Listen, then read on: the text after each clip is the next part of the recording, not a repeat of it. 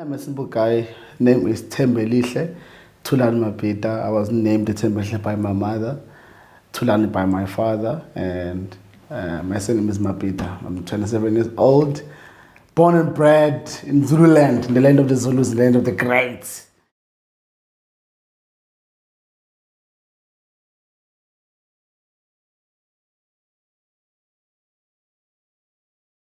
As I grew up, I became a member of a group of Isqathamiya. We used to call ourselves Inhlokoma Brothers. It was a group there in Natal. We used to sing Isqathamiya, Xotoza. Yeah, so that's when my love for music developed very strongly. Because there was one formal group I was part of besides the Zulu traditional dancing and everything like that. So when I got to UWC, I met Mr. Njeza through David Duff's Got Talent season 1. Hectic. It was hectic. I remember I was like, I'm number 108. Yeah.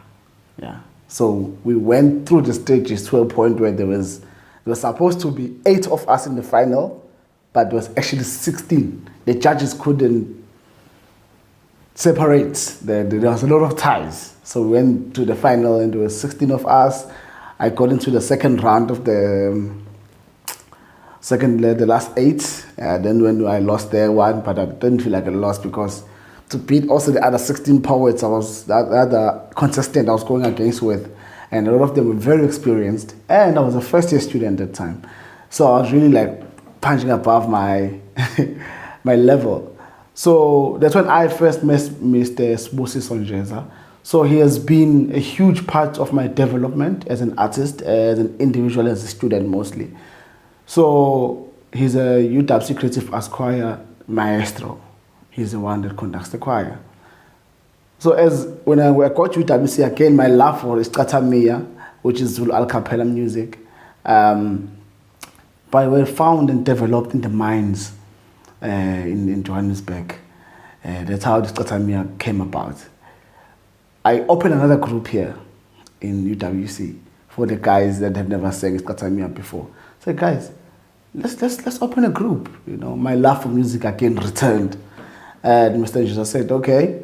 He was also helping us a lot with the vocals. And he said, if you guys wanna come join the choir also, you're also welcome to join the choir. Unfortunately, I was the only one who went to join the choir from the group. And that's how I ended up singing for the University of the Western Cape. And it was difficult, especially reading the notes, the music, the language. It was very difficult. But I trained, my friends helped. The next thing I'm like, hey, I can sing many songs now. German, Latin, Italian, Chinese. We even sing Chinese national anthem when the COVID started. We didn't know it's gonna still come to us. Hey guys, Wuhan.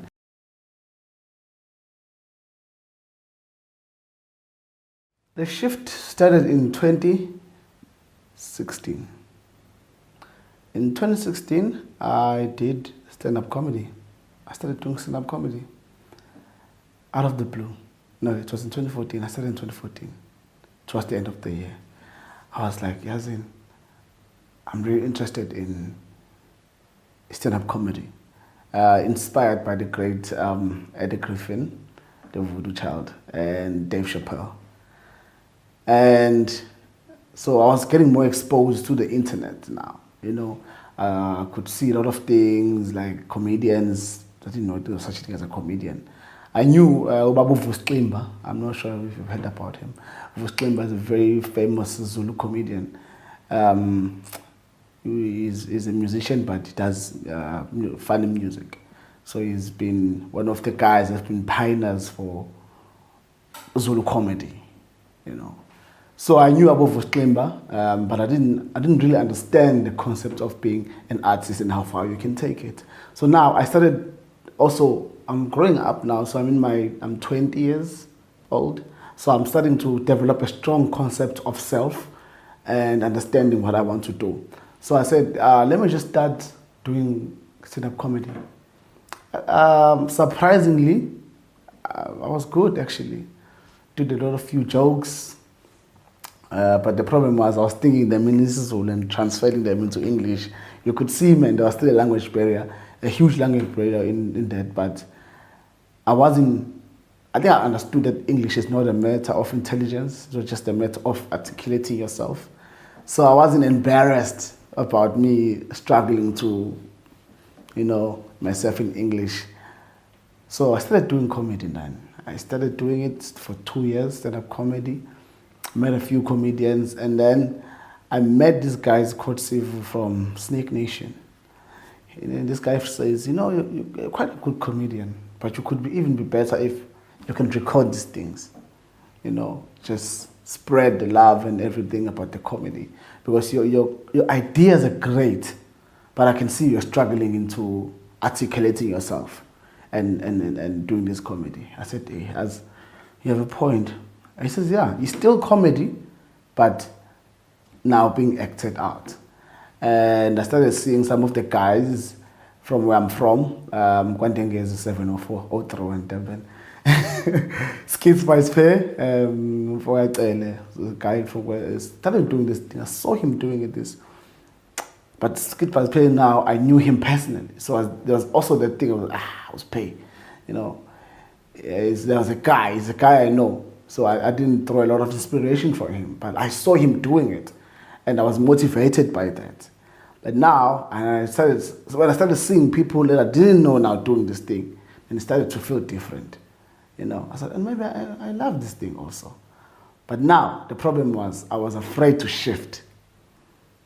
I was really afraid to shift because I felt like people are going to say, Zulu is just jumping on the hype train. But I really wanted this thing. And Flash, that time, Flash Ngobese was killing it. The minister of skits, that guy pioneered skits in South Africa. He's great, And then I said, Yazin, okay, I'm going to start doing this thing in 2019. I said, Yazin, I'm going to be brave and do this thing because I want to do it. And I'm only doing it because I want to meet Leon Kumede, one of the skit makers in Durban.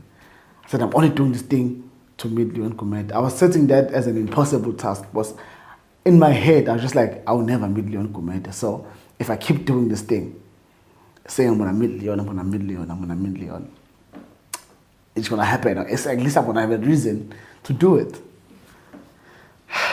1 year down the line, 2020, after I've been doing this thing for 1 year and a few months, I meet Leon Kumede.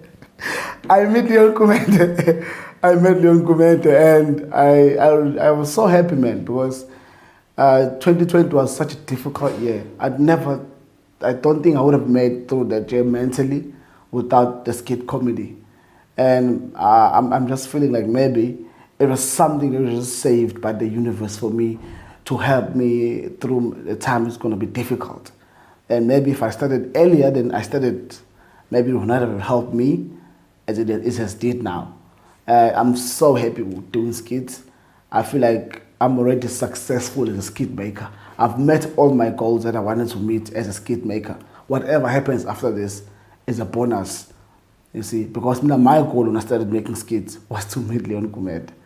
Right now, I have Leon Kumede on my WhatsApp, hey, how's it? This is a Poliwe or Kulek, and it's all he says most of the time, but quite a cool guy. So now, where from here for me in terms of the skits, whatever happens now, even what the interview happening now, for me is just purely a bonus.